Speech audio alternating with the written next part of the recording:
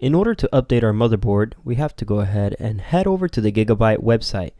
We will select the motherboard for our specific model.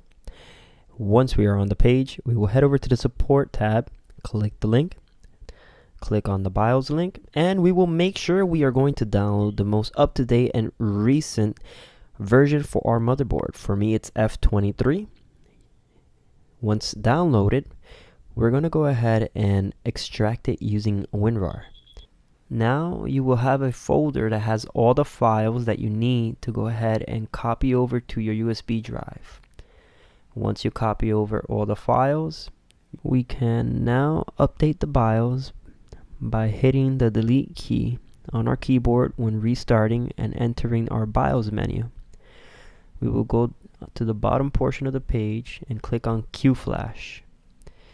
We will click on Update BIOS, select the version for the BIOS we want to update, which will show up here as I am highlighting, and if it's not there, we can click this drop down and select the USB drive where this update file should be located.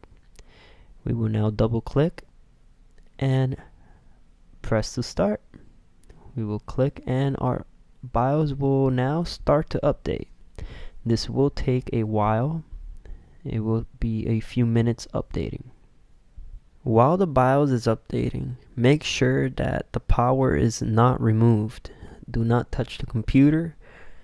And once the BIOS finishes updating, your computer is going to shut down automatically.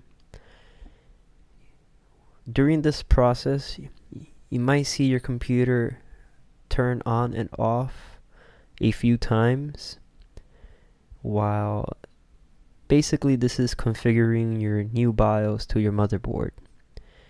This will take a while, but rest assured this is completely normal. Just make sure not to touch your computer at all during this process.